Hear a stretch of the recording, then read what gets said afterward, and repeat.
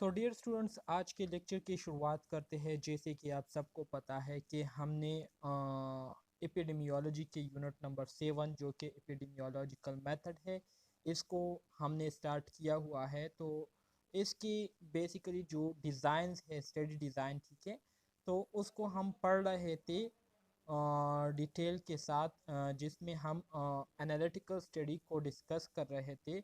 और उसमें फिर हम क्रॉस सेक्शनल स्टडी के बारे में बात कर रहे थे। इसके अलावा क्रॉस सेक्शनल स्टडी के जो एडवांटेजेस है, इसके साथ साथ क्रॉस सेक्शनल स्टडी के जो लिमिटेशन है, तो ये सारी चीज़ें जो हैं हमने क्या की थी, कल वाले स्टडी में हमने इसको डिस्कस किया था। आपको याद हो तो कल जो था, कल हमने जो क्लास लिया था तो उसमें हमने यहाँ तक इसको डिस्कस कर लिया था। मतलब यहाँ तक नहीं, यहाँ तक limitation of cross sectional study तक इसको हमने डिस्कस किया था, जिसमें हमने क्रॉस सेक्शनल स्टडी के जो एडवांटेजेस है और जो लिमिटेशन है, इसके हवाले से काफ़ी डिटेल के साथ हमने बात की थी। ठीक है, आज जो हम अपने लेक्चर की शुरुआत करेंगे, तो design of a cohort study. Cohort study जो है, ये भी हमारे पास किस चीज़ की क्लास है, ये हमारे साथ जो एनालिटिकल स्टडी है उसकी जो ऑब्जर्वेशनल स्टडी है, उसमें हमारे पास उसकी एक क्लास है जिसको हम कोहर्ट स्टडी कहते हैं। सो कोहर्ट स्टडी क्या होती है, कोहर्ट स्टडी हम क्यों करते हैं, तो सिंपली यहाँ पर आपको एक समरी जो है वो दी गई है। तो यहाँ से मैं आपको एज अ समरी जो है बता देता हूँ, फिर आगे हम डिटेल के साथ इसको डिस्कस करेंगे। ठीक है, तो यहाँ पर अगर आप देखें, आपको अगर नज़र आ रहा हो तो कोहर्ट स्टडी बेसिकली ये एक ऐसी स्टडी होती है जो कि एक लॉन्ग टाइम पीरियड पर मुश्तमिल होती है, जिसमें हम क्या करते हैं, जिसमें हम टू टाइप ऑफ ग्रुप को क्या करते हैं, मोनीटर करते हैं। और उस ख़ास टाइम पीरियड के दौरान उस ग्रुप में जो चेंजेस आती है, उस चेंजेस को हम क्या करते हैं, स्टडी करते हैं।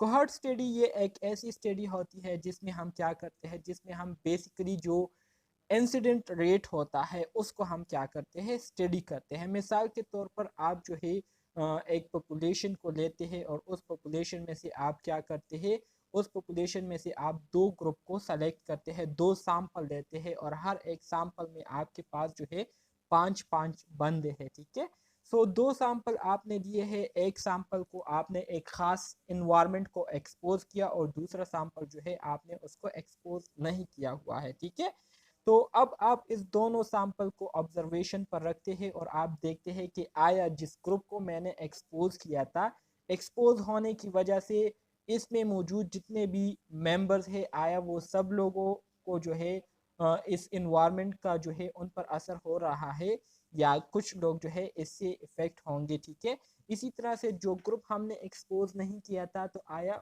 उन पर कोई असर पड़ेगा इससे या नहीं।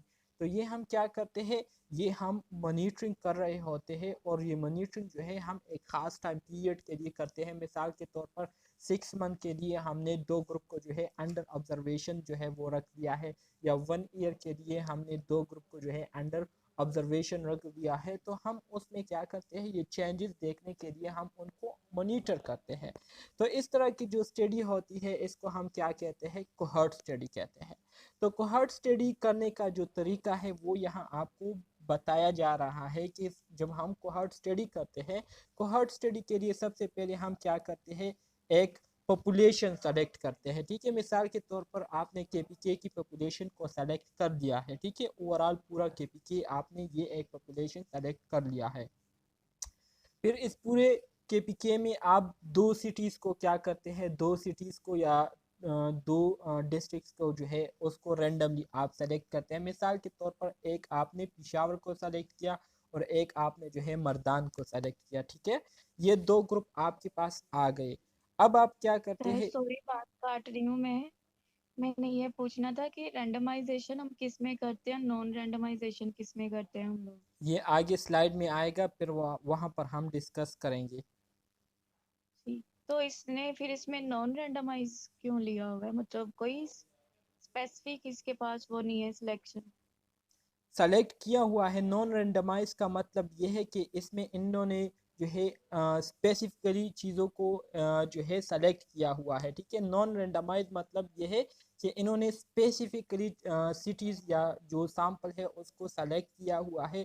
अगर ये रेंडमली होता तो रेंडमली का मतलब ये होता कि इन्होंने जो है किसी किस्म की करेक्टरिस्टिक, किसी किस्म की खसूसियात जो है उसमें नहीं देखी है, और इन्होंने रेंडमली बस एक सिटी को और दूसरा दूसरी सिटी को जो है इन्होंने क्या किया, सेलेक्ट किया। उसके बारे में इनको जो है किसी किस्म की इंफॉर्मेशन इनके पास नहीं थी, तो फिर हम उसको क्या कहते हैं, फिर हम उसको रेंडमाइज कहते हैं, ठीक है। रेंडमाइज का मतलब क्या है? रेंडमाइज का मतलब यह है कि आप जब कोई काम करते हैं तो उस काम के बारे में आपको, उस चीज़ के बारे में फिर आपको कुछ पता नहीं सीक्वेंस होता। वाइज चलते रहे हम लोग, उसको कहेंगे खैर रेंडमाइज। इसका मतलब है कि ये लोग मतलब एक स्पेसिफिक पॉपुलेशन के अंदर जो है ना, सॉरी डिफाइंड पॉपुलेशन में स्पेसिफिक किस्म के एक्सपोज और नॉन एक्सपोज डिजीजेस के बारे में स्टडी कर रहे हैं। हाँ जी बिल्कुल, तो इसको हम क्या कहेंगे, नॉन रेंडमाइज कहेंगे। और अगर ये रैंडम होता तो फिर हम इसके साथ स्पेसिफिक का वर्ड यूज़ नहीं करते, फिर हम रेंडमली एक को एक जगह से क्या करते, सेलेक्ट करते, दूसरे बंदे को दूसरी जगह से सेलेक्ट करते, तो उसका जो है हमारे पास किसी किस्म का पहले से कोई डेटा नहीं होता, तो वो फिर हमारे साथ रेंडमाइज सैंपल कहलाते, ठीक है। यहाँ पर हमारे साथ नॉन रेंडमाइज है। तो यहाँ पर आपको सिर्फ एक ग्राफ दिया गया है कोहॉर्ट स्टडी को समझाने के लिए, तो इसको पहले आप समझिए, ये सारे टॉपिक आगे आने वाले हैं, सही है। तो मिसाल के तौर पर आपने जो है दो ग्रुप सेलेक्ट कर लिए हैं, फिर इसमें आपने क्या किया, फिर इसमें आपने मिसाल के तौर पर जो पिशावर सैंपल है इसको आपने एक ख़ास इन्वायरमेंट को क्या किया, एक्सपोज किया। और जो दूसरा मिसाल के तौर पर आपके साथ जो मर्दान सैंपल है इसको जो है आपने अभी किसी भी इन्वायरमेंट को एक्सपोज नहीं किया हुआ है। सो अब हम क्या करेंगे, यहाँ से हमारे पास जो है यहाँ से हमारे पास स्टडी शुरू हो जाती है, ठीक है। स्टडी शुरू होने के बाद हम क्या करते हैं, स्टडी के दौरान हम देखते हैं कि वो ग्रुप जिसको हमने एक्सपोज किया था तो उसमें से कितने लोगों में इस एक्सपोजर की वजह से चेंजेस आई हुई है, और वो ग्रुप जो कि हमने एक्सपोज नहीं किया था तो उनमें किसी किस्म की चेंजेस आई हुई है या नहीं। तो यहाँ पर अगर आप देखें तो एक्सपोज ग्रुप है आपके पास, ठीक है। एक्सपोज ग्रुप में कुछ लोग आपको ऐसे मिलेंगे जिनमें उस इन्वायरमेंट को एक्सपोज होने की वजह से उनमें डिजीज़ जो है वो क्या हो जाएगी, रिपोर्ट हो जाएगी। और कुछ लोग ऐसे होंगे जो कि उसी सेम ग्रुप के लोग होंगे जिसको आपने एक्सपोज किया था एक ख़ास इन्वायरमेंट को, लेकिन फिर भी उनमें जो है डिजीज़ डेवलप नहीं होंगे, ठीक है। इसी तरह से वो ग्रुप जिसको आपने बिल्कुल एक्सपोज ही नहीं किया था तो उसमें भी कुछ लोग ऐसे होंगे कि उनमें डिजीज़ डेवलप हो जाएंगी, और कुछ लोग ऐसे होंगे कि जिनमें बिल्कुल कोई भी डिजीज़ जो है वो डेवलप नहीं होंगी। तो बेसिकली जो कोहॉर्ट स्टडी हम करते हैं, तो कोहॉर्ट स्टडी का जो बेसिक पर्पस होता है हमारा, वो यही होता है कि अंडर स्टडी हमारे पास जो सैंपल है एक ख़ास टाइम पीरियड के दौरान, तो उस ख़ास टाइम पीरियड के दौरान उस सैंपल में किस किस्म के चेंजेस जो है वो रिपोर्ट होती है, तो उस चेंजेस को हम क्या करते हैं, मैयर करते हैं कोहॉर्ट स्टडी में, सही है। समझ आ गई मेरी बात की? Yes sir. ओके जी। यहाँ पर आपको कोहॉर्ट स्टडी अब समझाया जा रहा है। यहाँ पर आपको कोहॉर्ट स्टडी की जो डिफिनीशन है वो कुछ इस तरह से की है कि cohort study are also called follow up और इंसिडेंट स्टडी। एमसीक्यूज के हवाले से बहुत इंपॉर्टेंट पॉइंट है, आपसे एग्जाम में पूछ सकते हैं कि कोहॉर्ट स्टडी के लिए दूसरे टर्म कौन से यूज़ होते हैं। तो कोहॉर्ट स्टडी के लिए जो दूसरे टर्म है इसको फॉलो अप स्टडी भी कहते हैं, इसको इंसिडेंट स्टडी भी कहते हैं, इसके अलावा इसको लॉन्गिट्यूडनल स्टडी भी कहते हैं, इसके अलावा इसको जो है प्रोस्पेक्टिव स्टडी भी कहते हैं, ठीक है। तो ये सारे जो है एक ही चीज़ के नाम है, और वो क्या है, कोहॉर्ट स्टडी, ठीक है, कोहॉर्ट स्टडी। सो ये आपने याद रखना है एग्जामिनेशन पॉइंट ऑफ व्यू से। ये स्लाइड में, इस स्लाइड में जो पॉइंट्स है, ये पॉइंट है जो कि मैंने आपको मार्क किए हुए, ये बहुत ज़्यादा इम्पोर्टेंट है। तो कोहॉर्ट स्टडी में क्या होता है, बेसिकली कोहॉर्ट स्टडी जो है क्या होती है, because the data on exposure and disease refer to different point in time, cohort study are also called longitudinal study. Cohort study are have also been called prospective study, ठीक है। जैसे कि इसके स्टार्ट में मैंने आपको बताया था कि कोहॉर्ट स्टडी ये एक ऐसी स्टडी होती है, ये एक ऐसी रिसर्च होती है जिसका जो टाइम पीरियड होता है वो बहुत ज़्यादा लॉन्ग होता है।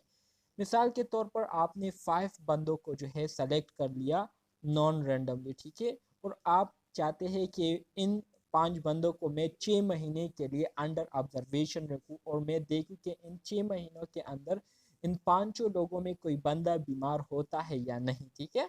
तो आपने इनको ऑब्जर्वेशन में रखिया और ऑब्जर्वेशन के दौरान मुख्तलिफ टाइम पर जो है आपके पास ऐसा डेटा आएगा कि एक बंदा होगा, उस स्टडी का एक बंदा होगा कि वो स्टडी के दौरान 1 महीने बाद जो है वो बीमार हो जाता है, ठीक है। फिर उसकी रिकवरी हो जाती है, तो आपके पास एक रिपोर्ट आया कि एक पर्सन, एक बंदा जो है वो स्टडी के दौरान 1 महीने बाद जो है स्टडी के स्टार्ट होने के बाद 1 महीने बाद उनको क्या हुई थी, डिजीज़ डेवलप हुई थी जो कि दोबारा से रिकवर हुई। फिर एक बंदा आपके पास होगा जो कि 2.5 महीने बाद जो है उनको क्या हो जाती है, डिजीज़ रिपोर्ट हो जाती है। तो ये आपके पास दूसरा इंसिडेंट रिपोर्ट हुआ। इसी तरह से एक बंदा ऐसा होगा जो कि 3.5 महीने बाद उनमें एक डिजीज़ जो है वो रिपोर्ट होती है। तो बेसिकली कोहॉर्ट स्टडी में हम क्या करते हैं, कोहॉर्ट स्टडी में हम बेसिकली इंसिडेंट्स को क्या करते हैं, रिपोर्ट करते हैं, इंसिडेंट्स के बारे में स्टडी करते हैं कि एक ख़ास पॉपुलेशन को जब हम स्टडी करते हैं एक ख़ास टाइम पीरियड के लिए, तो उस ख़ास टाइम पीरियड के दौरान हमारे पास कितने इंसिडेंट्स जो है वो रिपोर्ट होते हैं, कितने नए केसेस जो है हमारे पास रिपोर्ट होते हैं। तो इसको जानने के लिए हम बेसिकली कौन सी स्टडी करते हैं, कोहॉर्ट स्टडी करते हैं, ठीक है। और बाकी जो सर कोहॉर्ट्स, जी इसमें जो ये बताया गया कि कोहॉर्ट स्टडी को हम लॉन्गिट्यूडनल इसलिए कहते हैं कि ये लेंथी स्टडी है, बिल्कुल, इसका जो जो डेप्थ टाइम वाइज पीरियड होता डेप्थ है ये एनालिसिस बहुत इसलिए ज़्यादा करते हैं। होता है, बिल्कुल, हाँ जी, यही मतलब है इसका। सर ये फॉलो अप में हम लोग क्यों करेंगे? क्योंकि क्यों फॉलो अप में तो पेशेंट चेक वैसे चेक नहीं करवाने आता कि फॉलो मतलब अप, डॉक्टर ने कहा था कि आप इतने दिनों बाद चेक करवाने आ जाए। देखिए फॉलो अप से मुराद ये है कि आपने एक सैंपल सेलेक्ट किया, तो उस सैंपल को सेलेक्ट करने के बाद आप उनको एक ख़ास इन्वायरमेंट में रखते हैं, ठीक है, ऐसे इन्वायरमेंट में जो कि डिजीज़ फ्री होता है, और उसको उस उसमें रखने के बाद आपकी जो स्टडी है वो शुरू हो जाती है। और आप वक्तन फ़वक्तन उनको मॉनिटर करते हैं, उनको आप देखते हैं, ठीक है, उनको आप चेकअप करते हैं कि आया उनमें किसी किस्म की बीमारी जो है वो डेवलप तो नहीं हुई है। तो इस वजह से इसको फॉलो अप भी कहा गया है कि एक ख़ास टाइम के दौरान आप उनको क्या करते हैं, वक्तन फ़वक्तन चेक करते हैं, सही है। ठीक है सर। ओके जी। फिर मज़ीद यहाँ पर आपको कहते हैं कि कोहॉर्ट स्टडी में क्या होता है, the observation of cohort over time to measure outcomes. Synonym term वही बात है कि कोहॉर्ट में हम क्या करते हैं, एक ख़ास टाइम के दौरान हम क्या करते हैं, ऑब्जर्वेशन करते हैं, और ऑब्जर्वेशन के दौरान हम क्या देखते हैं, अपने जो रिजल्ट्स है उसको हम देखते हैं, जो हमारे पास रिपोर्ट्स आते हैं उसको हम मेजर करते हैं। फॉलो अप के लिए जो दूसरे टर्म्स यूज़ होते हैं तो इसको सॉरी कोहॉर्ट स्टडी के लिए जो दूसरे टर्म यूज़ होते हैं तो इसको हम फॉलो अप भी कहते हैं, लॉन्गिट्यूडनल स्टडी भी कहते हैं, और प्रोस्पेक्टिव स्टडी भी कहते हैं। तो ये टर्म जो है आप लोगों ने याद रखने हैं जो कि एग्ज़ाम में आ सकते हैं। फिर मज़ीद अगर हम आगे बढ़े तो इसमें कहते हैं कि birth cohort, all individual in a defined geographical area born in the same period। birth cohort से मुराद ये है कि हम एक ख़ास कम्युनिटी को क्या करते हैं, सेलेक्ट करते हैं अपनी स्टडी के लिए एक ख़ास टाइम पीरियड के लिए, मतलब 1 साल के लिए हमने मिसाल के तौर पर पिशावर को सेलेक्ट किया कि 1 साल के लिए हम पिशावर को मॉनिटर करेंगे कि इस 1 साल के दौरान कितने बच्चे पैदा होंगे, ठीक है। तो इसको हम क्या कहेंगे, इसको हम फिर बर्थ कोहॉर्ट स्टडी कहेंगे, ठीक है, बर्थ कोहॉर्ट स्टडी कहेंगे। इसी तरह से इंसेप्शन कोहॉर्ट स्टडी की अगर हम बात करें तो इंसेप्शन कोहॉर्ट स्टडी से मुराद ये है कि all individual assembled at a given point based on some factor, for example work place, ठीक है, कि हमारे पास वर्क प्लेस में तकरीबन कितने लोग होंगे, ठीक है। तो इसको हम क्या कहेंगे, इंसेप्शन कोहॉर्ट कहेंगे। All individual assembled at a given point based on some factor, मतलब मिसाल के तौर पर एक वर्क प्लेस है, एक फैक्ट्री है, ठीक है। तो एक फैक्ट्री में काम करने के लिए कितने लोग जो है एक ख़ास टाइम पीरियड के दौरान आते हैं, ठीक है, कितने लोग जो है वहाँ पर काम करते हैं। तो इसको फिर हम क्या कहेंगे, इसको फिर हम इंसेप्शन कोहॉर्ट कहेंगे। और इस दौरान हम जो मेजरमेंट करते हैं तो उसको हम इंसेप्शन कोहॉर्ट मेजरमेंट कहेंगे, ठीक है। इंतहाई सिंपल है, बस जस्ट आप लोगों ने थोड़ी सी कंसंट्रेशन इसको देनी होगी, तो फिर आपके लिए ये सारी चीज़ें इंतहाई आसान हो जाएगी। सर आपने इसमें जो इंसेप्शन को हर्ट बताया, इसमें आपने ये बताया कि हम उस जगह पॉपुलेशन में ये सर्वे करेंगे कि कितने लोग काम करने वाले हैं, बिल्कुल बिल्कुल, यहाँ पर या देखिए। उन या फिर या फिर या फिर ये हम सर्च करेंगे कि उस एरिया में जो लोग काम करते हैं वो कितने डिजीज फ्री है। नहीं नहीं नहीं नहीं, ये हम नहीं करेंगे। इंसेप्शन कोहॉर्ट से मुराद ये है ऑल इंडिविजुअल असेंबल्ड। असेंबल्ड किसे कहते हैं, जमा होना। Eight a given point, given point से मुराद एक ख़ास जगह पर, बेस्ड ऑन सम फैक्टर, कुछ ख़ास बेसिक नीड के बुनियाद पर। तो इसको हम क्या कहेंगे, इंसेप्शन कोहॉर्ट कहेंगे। मतलब ये एक ऐसी स्टडी होती है, मिसाल के तौर पर एक इंडस्ट्री है, एक फैक्ट्री है, तो हम उस फैक्ट्री को स्टडी करना चाहते हैं कि एक ख़ास टाइम पीरियड के लिए, मतलब 6 मंथ के लिए हम स्टडी करते हैं कि इस 6 मंथ के दौरान कितने काम करने वाले लोग जो है यहाँ पर विज़िट करते हैं और अपनी जो ज़रूरियात है उसके लिए यहाँ पर आते हैं और काम करते हैं, ठीक है। तो इसको हम क्या कहेंगे, इसको फिर हम इंसेप्शन को हर्ट कहेंगे। सर जैसे हम लोग कह रहे थे कि समटाइम अनाउंसमेंट होती है ना कि हेल्थ सेक्रेटरी का विजिट है, तो सब लोग मतलब अपने ड्यूटी प्लेस पे ही रहें। तो जैसे वो आता है, एज एग्जांपल हम उसको ले सकते हैं, क्योंकि वो भी एक तरह की वो भी चेकिंग के लिए ही आता होता है, मतलब उसको इंस्पेक्शन के तौर पे कह सकते हैं। वो तो खैर इंस्पेक्शन के लिए आते हैं, लेकिन यहाँ पर हमारे स्टडी का एक बेसिक मकसद होता है, ठीक है। हमारे स्टडी का यहाँ पर इंसेप्शन हम्म, को हार्ट में मकसद ये है कि हम देखें कि एक 6 मंथ, मिसाल के तौर पर मैंने आपको कहा कि एक ख़ास टाइम पीरियड, मतलब 6 मंथ हमने ले लिए हैं, ठीक है। एक फैक्ट्री को हम स्टडी करना चाहते हैं कि इस फैक्ट्री में इस 6 मंथ के दौरान कितने लोग जो है यहाँ विजिट करते हैं, यहाँ पर काम करने के लिए आते हैं। तो इससे हमें क्या पता चलेगा, इससे हमें लोगों के बारे में पता चलेगा कि कितने लोग जो है वो नीडी है, कितने लोग जो है उनको चीज़ों की ज़रूरत है, और जो चीज़ें उनको रिक्वायर्ड है तो उसके बारे में हमें पता चलेगा। तो इस तरह की जो स्टडी होती है इसको हम क्या कहते हैं, इंसेप्शन कोहॉर्ट कहते हैं। समझ आ गई आपको? आगे डिटेल के जी सर। आगे डिटेल के साथ आ रहे हैं, आपको समझ आ जाएगी। खैर है, अभी कंफ्यूज ना हो। अगर मेरे पढ़ाने के बाद भी कंफ्यूज हुए तो फिर आप लोग पूछ सकते हैं। अब यहाँ पर आपके पास जो तीसरा टर्म आता है इसको हम कहते हैं एक्सपोजर कोहॉर्ट। ये तो सिंपल है, आप सबको इसके बारे में पता होगा कि a group of individual that potentially share a common exposure is called exposure cohort, ठीक है। एक्सपोजर कोहॉर्ट से मुराद ये है कि ये हमारे पास एक ऐसी स्टडी होती है, कोहॉर्ट स्टडी की एक ऐसी किस्म है जिसमें हम क्या करते हैं, जिसमें हम उन लोगों को स्टडी करते हैं जिनका बार बार एक इन्वायरमेंट के साथ जो है एक्सपोजर हो रहा होता है। मिसाल के तौर पर आपके हॉस्पिटल में जो रेडियोलॉजी वाले लोग होते हैं, जो कि एक्सरे लोगों की कर रहे होते हैं, ठीक है, रेडियोग्राफी लोगों की कर रहे होते हैं, या एमआरआई का जो एरिया होता है जहाँ पर जो हेल्थ केयर मेंबर्स काम कर रहे होते हैं, तो इनका ज़्यादातर जो है रेस से आमना सामना होता है, ठीक है, रेस से इनका एक्सपोजर होता रहता है। तो बेसिकली जो एक्सपोजर कोहॉर्ट स्टडी होती है, तो इसको करने का बेसिक मतलब, बेसिक मकसद यही होता है कि वो लोग जो कि एक ख़ास इन्वायरमेंट को एक्सपोज होते हैं, तो उनके एक्सपोजर होने से आया उनके हेल्थ पर कोई इफ़ेक्ट उसके पड़ते हैं या नहीं। तो इसको जानने के लिए हम क्या करते हैं, एक्सपोजर कोहॉर्ट स्टडी करते हैं, जिसमें हम स्पेसिफिकली उन लोगों को स्टडी करते हैं जो कि एक ख़ास इन्वायरमेंट को ख़ास तौर पर एक्सपोज होते हैं। जैसे कि मैंने आपको कहा कि जो एक्सरे रूम में आपके पास जो हेल्थ टेक्नीशियन होते हैं जो कि लोगों का एक्सरे निकाल रहा होता है, तो उनका बार बार रेज से जो है क्या होता है, एक्सपोजर होता है, आमना सामना होता है।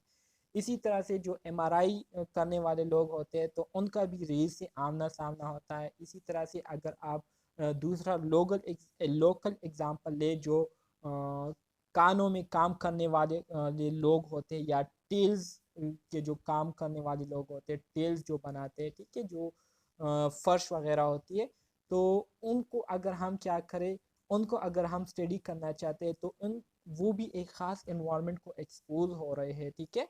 तो हम उनको स्टडी करेंगे और जानने की कोशिश करेंगे कि ये लोग जो इस इन्वायरमेंट को एक्सपोज हो रहे हैं, इस इवेंट को फेस कर रहे हैं, तो आया इस इवेंट की वजह से इनके हाल पर कोई असर पड़ रहा है या नहीं।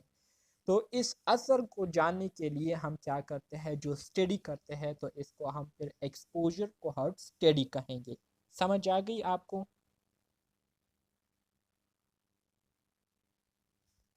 Yes sir. इसके बाद आपके पास जो चौथा टर्म आता है, इसको हम क्या कहते हैं, डिजीज़ कोहॉर्ट कहते हैं। डिजीज़ कोहॉर्ट स्टडी से मुराद ये है कि इसमें हम क्या करते हैं, इसमें a group of individual with a specific disease, हम एक ख़ास ग्रुप हम जो है ग्रुप ऑफ इंडिविजुअल को लेते हैं, मतलब एग्जाम्पल लेते हैं, और उनको हम अंडर ऑब्जर्वेशन रखते हैं। और अंडर ऑब्जर्वेशन रखने का मकसद यही होता है कि हम जो डिज़ीज़ स्टडी कर रहे होते हैं, तो उस डिज़ीज़ के बारे में हम जानना चाहते हैं कि आया वो डिज़ीज़ जो है इस ग्रुप ऑफ पीपल में मौजूद है या नहीं, या इन ग्रुप ऑफ पीपल को वो बीमारी होंगी या नहीं, ठीक है। तो इसको जानने के लिए हम उनको एक ख़ास टाइम पीरियड के लिए अंडर ऑब्जर्वेशन रखते हैं, अंडर मॉनिटरिंग रखते हैं। तो इस तरह की जो स्टडी होती है, जिसमें हम एक ख़ास डिज़ीज़ को जानने के लिए, एक ख़ास डिज़ीज़ के बारे में डेटा कलेक्ट करने के लिए स्टडी करते हैं, तो इसको हम क्या कहते हैं, डिज़ीज़ कोहॉर्ट स्टडी कहते हैं। सही है? Yes sir. Okay, very good. कोई कन्फ्यूजन है इसमें? No sir. ओके जी, वेरी गुड। सो यहाँ पर अब आपको तरीका बताया जा रहा है कि कोहॉर्ट स्टडी हम कैसे स्टार्ट करेंगे, किस तरह से हम इसकी शुरुआत करेंगे, और इस दौरान हम क्या करेंगे। तो सबसे पहले अगर आप देखिए, cohort study are conducted in 3 fundamental step. Basically cohort study करने के लिए या कोहॉर्ट रिसर्च करने के लिए हमें बुनियादी तौर पर सिर्फ 3 स्टेप्स रिक्वायर्ड होते हैं, ठीक है। सिर्फ 3 काम हमने करने होते हैं। सबसे पहला काम हमारा क्या होता है, identify cohort of expose and unexpose individual who are free of the disease और outcome of interest at the beginning of study. मिसाल के तौर पर आप एक डिजीज़ के बारे में जानना चाहते हैं, ठीक है। मिसाल के तौर पर आपने एक कम्युनिटी विज़िट किया, और उस कम्युनिटी में विज़िट करने के बाद आप जो है जानना चाहते हैं कि ये लोग किस किस्म की बीमारी में मुब्तला है, ठीक है। तो सबसे पहले आप पॉपुलेशन में से एक सैंपल सेलेक्ट करेंगे, और उस सैंपल को आप क्या करेंगे, उस सैंपल को आप फिर आइडेंटिफाई करेंगे कि आया उस सैंपल में जो लोग आपके साथ मौजूद है, जो पॉपुलेशन, जो सैंपल आपने सेलेक्ट किया हुआ है, उसमें जो पार्टिसिपेंट हैं, उनको किसी किस्म की बीमारी तो नहीं है।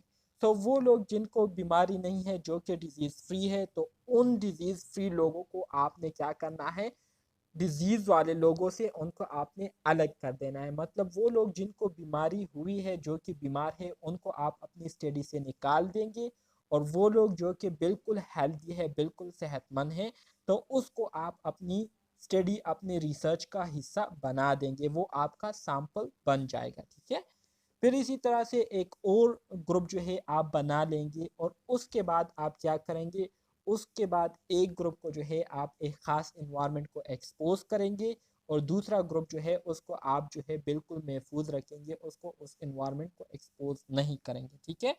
तो आप लोगों ने कोहॉर्ट स्टडी को स्टार्ट करने के दौरान ये बात याद में रखनी है कि जो सैंपल आपने सेलेक्ट किया हुआ है, तो आपकी स्टडी के शुरुआत के टाइम पर वो सैंपल जो है बिल्कुल डिजीज़ फ्री होना चाहिए। उनमें कोई भी बंदा जो है बीमार नहीं होना चाहिए। ठीक है, तो ये एक पहली बात आप लोगों ने कोहॉर्ट स्टडी के हवाले से याद रखनी है। ठीक है, दूसरी बात आप लोगों ने क्या करना है, दूसरी बात आप लोगों ने ये करनी है कि observe each cohort over time for the development of the outcome of interest. अब मिसाल के तौर पर आप जो है 5 मंथ के लिए इन सैम्पल्स को स्टडी कर रहे हैं, तो सैम्पल सेलेक्ट करने के बाद आपने उनको एक ख़ास इन्वायरमेंट में रख दिया है और आपने उनको अंडर ऑब्जर्वेशन रख दिया है।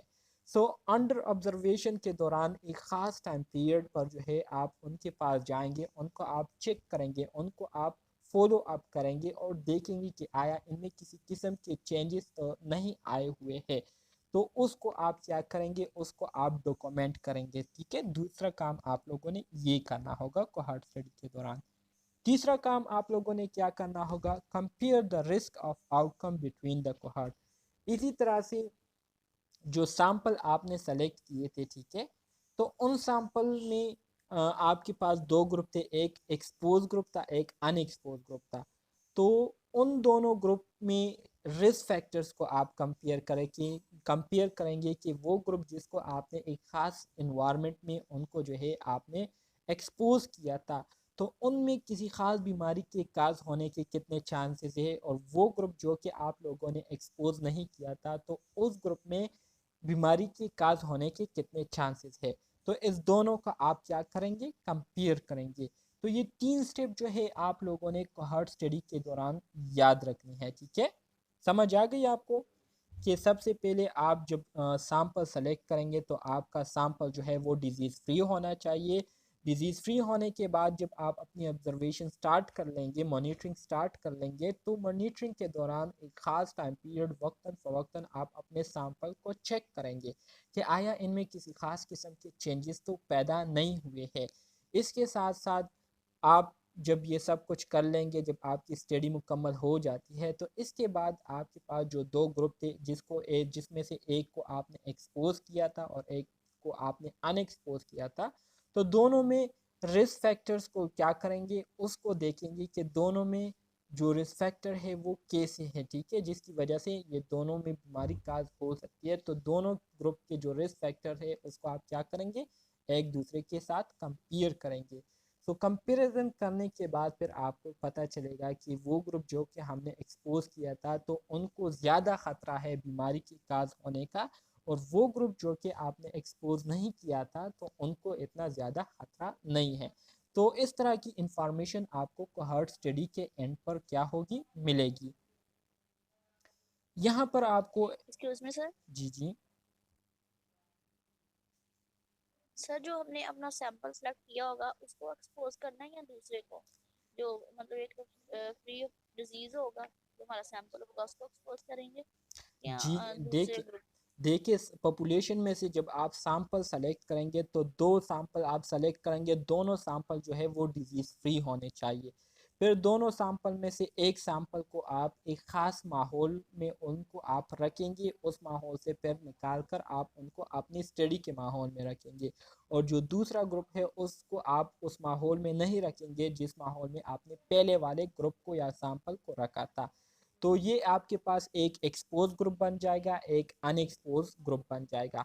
तो इन दोनों को फिर आप करेंगे, इन दोनों को फिर आप अंडर ऑब्जर्वेशन रखेंगे, और अंडर ऑब्जर्वेशन के दौरान जो है आप इनको वक्तन फ़वक्तन चेक करेंगे कि वो ग्रुप जिनको हमने एक्सपोज किया था आया उनमें किसी किस्म के चेंजेस आए हुए हैं या नहीं, या वो ग्रुप जिनको हमने एक्सपोज नहीं किया था तो उनमें किसी किस्म के चेंजेस आए हुए हैं या नहीं।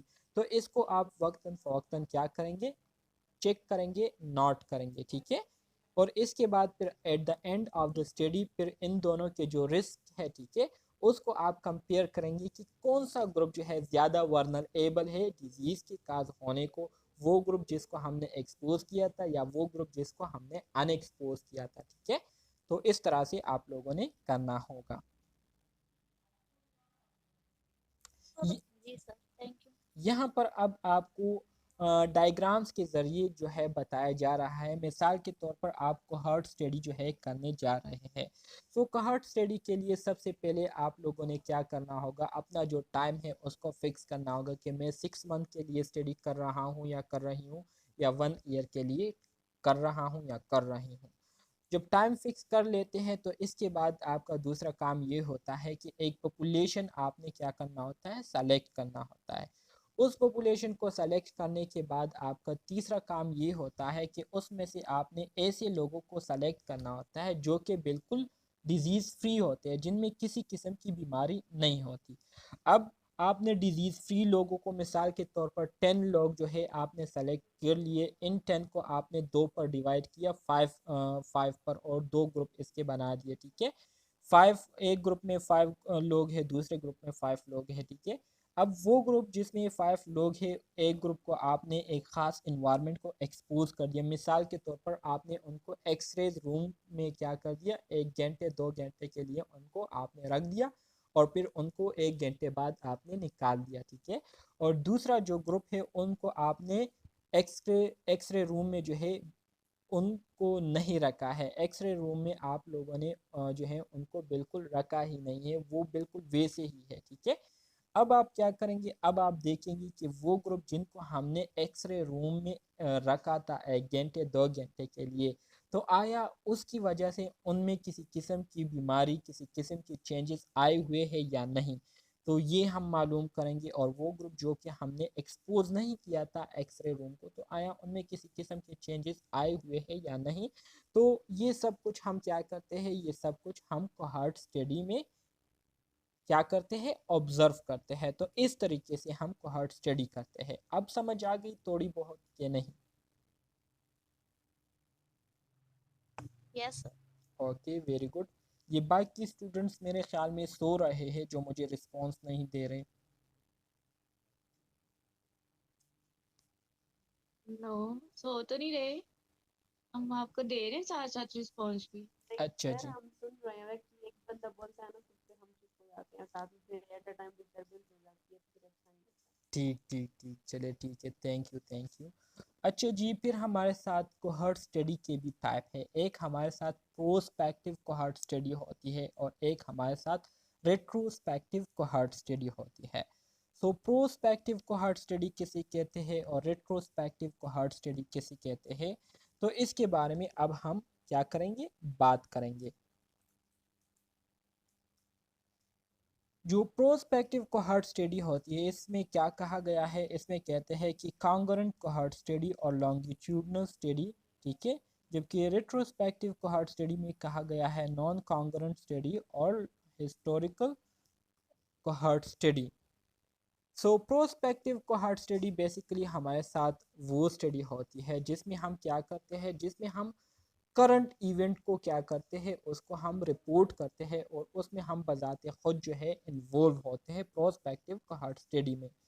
और इसको ज़रा कोई बंदा जो है इसको थोड़ा सा सर्च करे, इसमें मेरी थोड़ी सी कंफ्यूजन है, सब्र करें मैं खुद ही सर्च करता हूँ प्रोस्पेक्टिव और कोहॉर्ट को। स्टूडेंट्स, मैं आपको बता रहा था कि हमारे साथ जो कोहॉर्ट स्टडी के टाइप्स है, retrospective study and prospective study. तो ये क्या है, हमारे साथ जो प्रोस्पेक्टिव कोहॉर्ट स्टडी होती है, तो इसमें हमने जो सैंपल सेलेक्ट किए होते हैं, तो उसके स्टार्ट में वो सैंपल जो है डिजीज़ फ्री होते हैं, ठीक है। उनमें किसी किस्म की बीमारी जो है वो नहीं होती, वो सैंपल जो है डिजीज़ फ्री होती है। जबकि रिट्रोस्पेक्टिव कोहॉर्ट स्टडी में हम जो सैंपल सेलेक्ट करते हैं, ठीक है, तो उनमें पहले से जो है बीमारियां मौजूद होती है, पहले से जो है वो ऑलरेडी डिजीज़ से क्या हुए होते हैं, मतलब उसमें हम प्रेवलेंस को भी क्या करते हैं, रिट्रोस्पेक्टिव कोहॉर्ट स्टडी में फिर हम प्रेवलेंस और इंसिडेंट दोनों को स्टडी करते हैं। जबकि प्रोस्पेक्टिव कोहॉर्ट स्टडी में हम क्या करते हैं, सिर्फ इंसिडेंट को, मतलब जो नए केसेस आते हैं उसको हम क्या करते हैं, स्टडी करते हैं, कंसीडर करते हैं।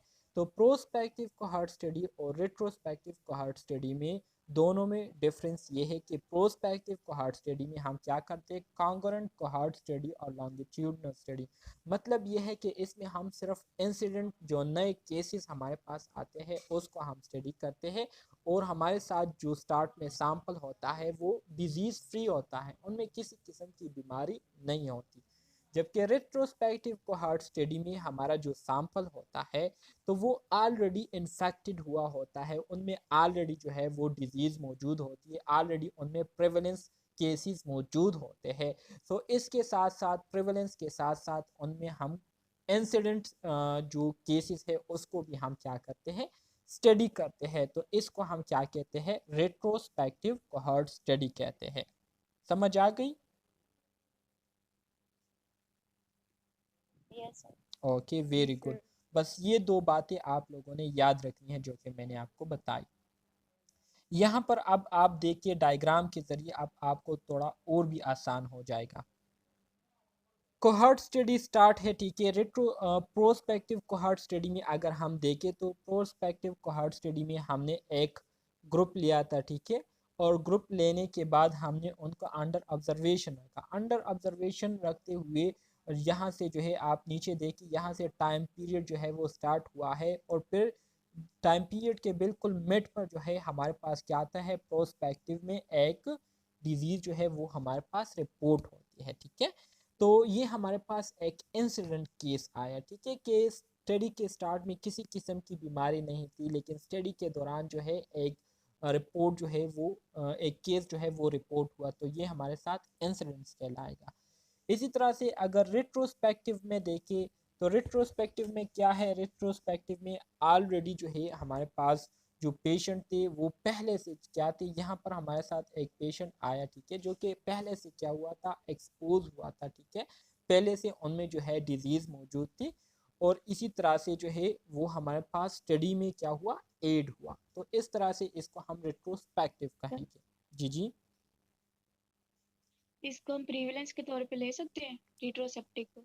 रिट्रोस्पेक्टिव इसको आप प्रिविलेंस देखिए, इसमें आप प्रिविलेंस और इंसिडेंट दोनों को कंसीडर करेंगे, सिर्फ प्रिविलेंस आप इसको नहीं कह सकते। क्यों नहीं कह सकते, कि बेसिकली ये आपके पास कोहॉर्ट स्टडी है, और कोहॉर्ट स्टडी की खासूसियत ये है कि इसमें हम क्या करते हैं, इसमें हम इंसिडेंस केसेस को स्टडी करते हैं।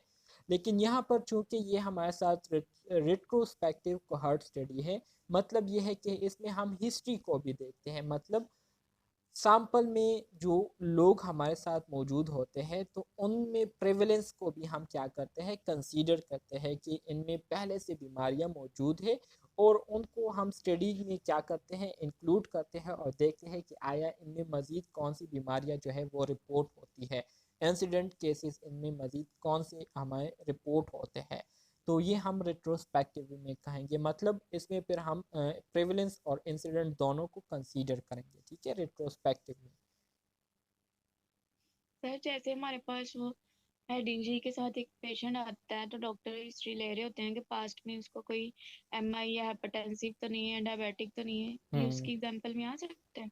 फिर ये है ना कि डॉक्टर फिर उसी के मुताबिक अगर हाइपरटेंसिव है तो फिर उसको एंटी हाइपरटेंसिव ऐड करेगा, अगर बिल्कुल डायबिटिक है तो उसके लिए डायबिटिक, वो फिर बिल्कुल उसको आप इंसुलिन इसको, या टैबलेट पे। हाँ जी बिल्कुल, ये आप रेट्रोस्पेक्टिव में इसको बिल्कुल आप कंसीडर कर सकते हैं, क्योंकि ऑलरेडी वो पहले से एक डिजीज़ का शिकार हुए हैं, डायबिटिक है, ठीक है, या हाइपरटेंसिव है। तो ये आप इसको रेट्रोस्पेक्टिव में जो है इसको आप कंसीडर कर सकते हैं, बिल्कुल। एम बी डायरेक्शनल ये है कि जो एक्सपोजर आउटकम,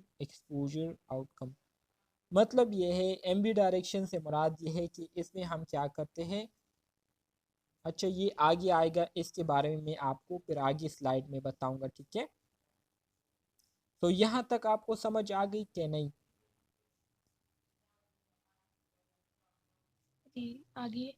अच्छा जी, very good. Time frame for a hypothetical prospective cohort study conduction in 2000। ये आपको एक एग्जांपल जो है वो बताया गया है, वही मेथड है, वही चीज़ें आपको बार बार जो है रिपीट किए जा रहे हैं। ये एक प्रोस्पेक्टिव स्टडी है, मतलब इसमें हम सिर्फ इंसिडेंट्स केसेस को क्या करेंगे, रिपोर्ट करेंगे, और हमारे साथ जो सैंपल होंगे वो क्या होंगे, डिजीज़ फ्री होंगे। तो सबसे पहले तो आप लोग क्या करते हैं, सबसे पहले आप लोग पॉपुलेशन को क्या करते हैं, उसको आइडेंटिफाई करते हैं, उसको सेलेक्ट करते हैं।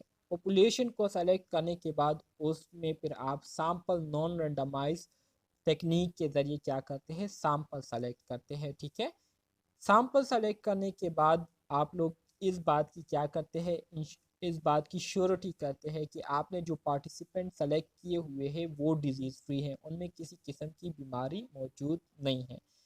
डिजीज़ फ्री जो सैंपल होते हैं उसमें से एक ग्रुप को जो है आप एक्सपोज करते हैं, कर देते हैं किसी ख़ास माहौल को, और एक ग्रुप को जो है एक्सपोज नहीं करते। और इसके बाद फिर आप दोनों को क्या करते हैं, अंडर ऑब्जर्वेशन रखते हैं एक ख़ास टाइम पीरियड के लिए, और देखते हैं कि कौन सा ग्रुप जो है ज़्यादा उसमें रिस्क फैक्टर जो है वो पैदा होते हैं, और कौन सा ग्रुप जो है उसमें ज़्यादा रिस्क फैक्टर पैदा नहीं होते।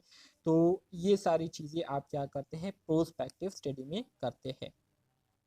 अच्छा जी, मज़ीद आगे बढ़ते हैं। यहाँ पर आपको प्रोस्पेक्टिव के हवाले से बताया जा रहा है, जिसमें कहते हैं कि prospective is prospective cohort study में क्या होता है, इन्वेस्टिगेटर से मुराद जो रिसर्चर होते हैं, जो कि स्टडी करने वाला बंदा होता है, इसको हम इन्वेस्टिगेटर कहते हैं। Investigator start the study from the beginning with the identification of population and the exposure status, ठीक है। इन्वेस्टिगेटर क्या करते हैं, इन्वेस्टिगेटर जो है स्टडी अपनी बिल्कुल स्टार्ट से करते हैं, जिसमें वो सबसे पहले एक पॉपुलेशन को क्या करते हैं, आइडेंटिफाई करते हैं। उस पॉपुलेशन को आइडेंटिफाई करने के बाद उस पॉपुलेशन में मौजूद जो लोग होते हैं उनकी जो स्टेटस होते हैं उसको देखते हैं कि कौन से लोग जो है उस ख़ास इन्वायरमेंट को एक्सपोज हुए थे और कौन से लोग जो है एक्सपोज नहीं हुए थे। तो पहला काम इन्वेस्टिगेटर ये करते हैं। दूसरा काम जो है वो ये करते हैं कि follow them for the development of disease. फिर इनको क्या करते हैं, इनको जो है एक ख़ास टाइम पीरियड के लिए इनको मॉनिटर करना शुरू कर देते हैं, और इस मॉनिटरिंग के दौरान वो अपने पार्टिसिपेंट, वो अपने सैंपल को देखते हैं कि इनमें किसी ख़ास किस्म की बीमारी जो है वो पैदा होती है या नहीं। फिर क्या करते हैं, takes a relative long time to complete the study as long as length of the study, ठीक है। इसी तरह से जब वो ये स्टडी करते हैं तो ये स्टडी, जैसे कि आपको इसके नाम से पता चल रहा है कि कोहॉर्ट स्टडी जो है ये लॉन्गिट्यूडनल स्टडी भी इसको कहते हैं, तो इसका जो टाइम पीरियड होता है वो बहुत ज़्यादा लॉन्ग होता है, इसलिए ये स्टडी जो है इसको कंप्लीट करने में बहुत ज़्यादा टाइम जो है लगता है, ठीक है।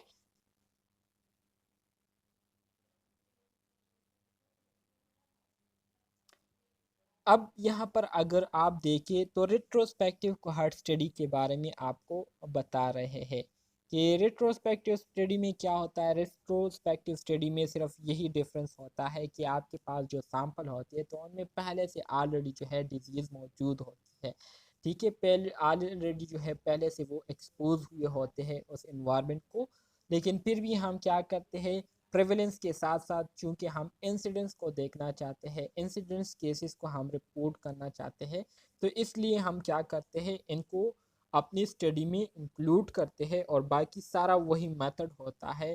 तो हम जो है इस सैंपल्स को क्या करते हैं, अंडर ऑब्जर्वेशन करते हैं और देखते हैं कि प्रेवलेंस के साथ साथ इनमें इंसिडेंट्स कितने बाकी रिपोर्ट होते हैं, तो उसको हम मैयर करते हैं, ठीक है।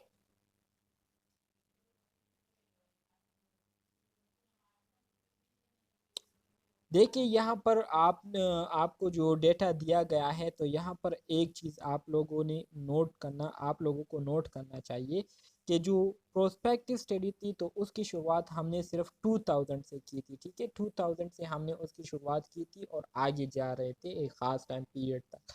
लेकिन यहाँ रिट्रोस्पेक्टिव कोहॉर्ट स्टडी में हम क्या करते हैं, हिस्टोरिकल स्टडी भी करते हैं। हिस्टोरिकल स्टडी से मतलब यहाँ हमने 1980 से स्टार्ट किया हुआ है 2000 तक। मतलब ये है कि हमने पास्ट की जो चीज़ें हैं, पास्ट की जो बातें हैं, उसको भी हमने कंसीडर किए हुए हैं, ठीक है। कि पहले से अगर उनमें किसी किस्म की प्रॉब्लम मौजूद है तो वो सारी चीज़ें भी हमने इस स्टडी में क्या किए हुए हैं, इंक्लूड किए हुए हैं। तो ये चीज़ें आप लोगों ने क्या करनी है, याद रखनी है। सो अगर याद होंगी आपको तो फिर किसी किस्म की कन्फ्यूजन का शिकार आप लोग नहीं होंगे। रिट्रोस्पेक्टिव कोहॉर्ट स्टडी में क्या होता है, आप यहाँ पर आप देखिए, आपको यहाँ पर अब पता चल जाएगा। रेट्रोस्पेक्टिव कोहॉर्ट स्टडी में इन्वेस्टिगेटर क्या करते हैं, इन्वेस्टिगेटर यूजेस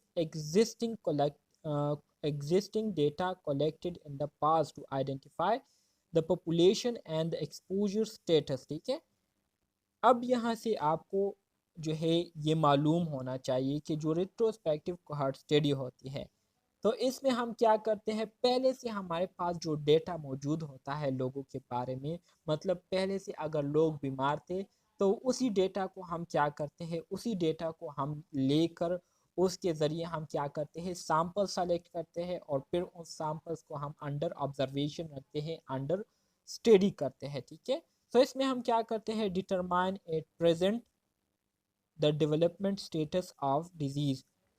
चूँकि सैंपल जो है ऑलरेडी हमारे पास एक्सपोज हुआ होता है, ऑलरेडी उसमें प्रेवलेंस मौजूद होती है, सो प्रेवलेंस के साथ साथ उनमें हम प्रेजेंट जो स्टेटस होता है डिजीज़ का, उसको हम क्या करते हैं, मालूम करने की कोशिश करते हैं। मतलब यह है कि इसमें हम इंसिडेंट्स केसेस देखते हैं कि जो प्रेवलेंस मौजूद है इनमें, इसके साथ साथ इनको मज़ीद किस किस्म की जो डिजीज़ है वो इनमें रिपोर्ट होती है। तो ये हम रेट्रोस्पेक्टिव कोहॉर्ट स्टडी में क्या करते हैं, ऑब्जर्व करते हैं।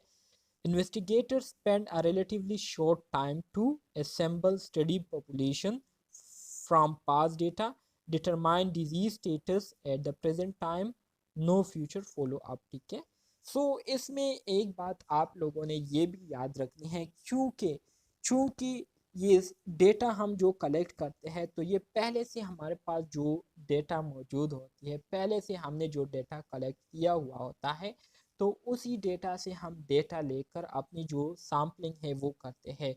तो इस वजह से हमारे साथ जो रेट्रोस्पेक्टिव कोहॉर्ट स्टडी होती है, तो इसको जब हम करते हैं इसमें हमारा बहुत कम टाइम लगता है as compare to prospective cohort study. So examination point of view से आपसे ये पूछ सकते हैं कि which type of study take longer time. ठीक है, मतलब कोहॉर्ट स्टडी की वो कौन सी किस्म है जिसमें टाइम पीरियड जो है वो ज़्यादा लगता है। ठीक है, टाइम जो है वो ज़्यादा लगता है उस स्टडी के ज़रिए डेटा कलेक्ट करने में। तो प्रोस्पेक्टिव स्टडी जो है ये वो स्टडी है जिसमें हम क्या करते हैं, फ्रेश डेटा कलेक्ट करते हैं। तो फ्रेश डेटा कलेक्ट करने के लिए हमारा टाइम जो है वो बहुत ज़्यादा लगता है, जबकि रेट्रोस्पेक्टिव कोहॉर्ट स्टडी में ऑलरेडी पहले से जो डेटा मौजूद होता है, तो उसी पहले से मौजूद डेटा को हम लेकर बना बनाए काम जो है हम वो उठा लेते हैं और उसी से हम क्या करते हैं, अपने जो डिजीज़ होते हैं, जो इंसिडेंस केसेस होते हैं, उसको हम मैयर करने की कोशिश करते हैं। ठीक है, इसमें हम फ्यूचर फॉलो अप नहीं करते, बल्कि जो डेटा हम कलेक्ट कर लेते हैं उसी डेटा को हम उसी टाइम देखते हैं और उससे हमारे पास जो रिजल्ट्स आते हैं तो उसी को हम कंसीडर करते हैं और फ्यूचर के लिए उसकी फॉलो अप जो है हम नहीं करते। ठीक है, तो ये बातें जो है आप लोगों ने क्या करनी होगी, रेट्रोस्पेक्टिव के हवाले से याद रखनी होगी। समझ आ रहा है थोड़ा बहुत क्या नहीं? जी सर। सर इसमें एमसीक्यूज वगैरह आएंगे, ये जो आप हाँ जी, अभी मैंने कहा ना कि क्या जाएंगे, मतलब वो तो आपने ऊपर एमसीक्यूज इसमें आए हुए कोहॉर्ट स्टडी में, ये रिट्रोस्पेक्टिव और ये जो दूसरा प्रोस्पेक्टिव, इसमें क्या डिफरेंस है, मतलब इसके हवाले से एमसीक्यूज आए हुए हैं। फिर कोहॉर्ट स्टडी की जो मीनिंग है उसके हवाले से भी एमसीक्यूज आए हुए हैं कि ये इसी तरह से, लॉन्गिट्यूडनल स्टडी है, हाँ जी, कोहॉर्ट है, कौन सी है। हाँ जी इस बिल्कुल, तरह के एमसीक्यूज आते इसी हैं। तरह की एमसीक्यूज आएंगे। कोहॉर्ट स्टडी का दूसरा नाम क्या है, इसको जो है फॉलो अप स्टडी भी कहते हैं, इसको जो है लॉन्गिट्यूडनल स्टडी भी कहते हैं, इसको जो है प्रोस्पेक्टिव स्टडी भी कहते हैं। ठीक है, तो ये सारे टर्म जो है कोहॉर्ट स्टडी के लिए क्या, इसको इंसिडेंट स्टडी भी कहते हैं। सो ये सारे टर्म आप लोगों ने याद रखने हैं और बिल्कुल यही जो है आपके एग्जाम में आएंगे। सही है, आज जो मैंने आप स्टूडेंट्स के साथ एपिडेमियोलॉजी के सारे सब्जेक्ट्स के एमसीक्यूज शेयर किए हैं, तो वो किस किस ने देखे थोड़े बहुत?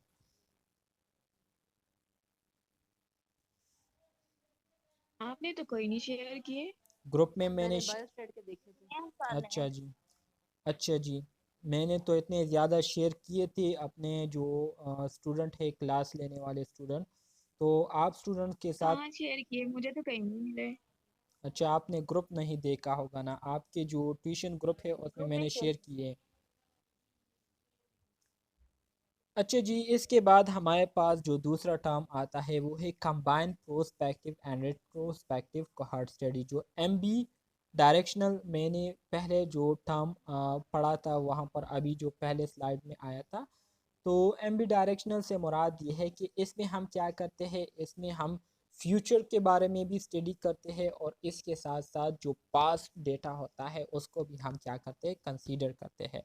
सो combining prospective retrospective cohort study से मुराद ये है कि investigator uses using existing data collected in the past to identify the population and the exposure status। ठीक है, जो इन्वेस्टिगेटर, जो रिसर्चर होते हैं, वो पास्ट का जो डेटा उन्होंने पहले लिया था, तो उनके पास जो डेटा मौजूद होता है वो उसको लेकर उसके ज़रिए क्या करते हैं, पॉपुलेशन को आइडेंटिफाई करते हैं कि पॉपुलेशन में से कौन लोग जो है उस इन्वायरमेंट को एक्सपोज हुए थे, ठीक है, और कौन लोग जो है वो एक्सपोज नहीं हुए थे।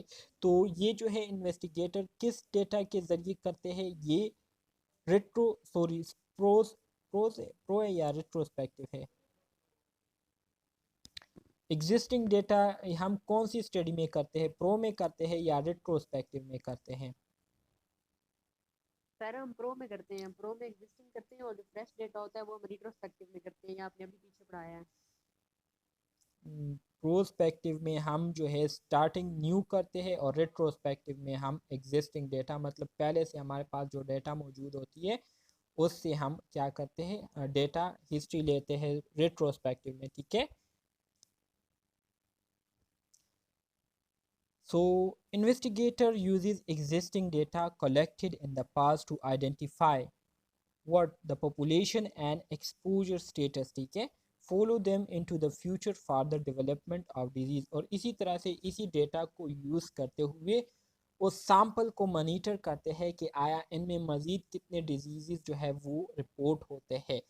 इसी तरह से इन्वेस्टिगेटर क्या करते हैं, spend a relatively short time to assemble study population from past data, ठीक है, और वो डेटा जो कि पास डेटा से लिया गया होता है, तो उसके ज़रिए फिर जो इन्वेस्टिगेटर होते हैं, जो रिसर्चर होते हैं, उनको डेटा कलेक्ट करने में बहुत कम टाइम जो है वो लगता है। ठीक है, well spend additional time following then into future for the development of disease. और इसी तरह से अगर ये लोग जो है दोबारा से क्या करते हैं, स्टडी को मॉनिटर करते हैं, तो फिर ज़ाहिरी बात है इनका टाइम जो है वो फिर क्या कर होता है, वो फिर लगता है, ज़्यादा हो जाता है स्टडी के लिए। सो ये आप लोगों ने क्या करना है, ये आप लोगों ने याद करना है। समझ आ गई इसकी कि नहीं। यस। इसमें दोनों सिर्फ प्रोस्पेक्टिव और रेट्रोस्पेक्टिव कोहॉर्ट स्टडी के बारे में आपको फिर से वही बातें बताई गई है, नया इसमें कुछ भी नहीं है, लेकिन इसमें दोनों स्टडी को हम इकट्ठे करते हैं एक साथ।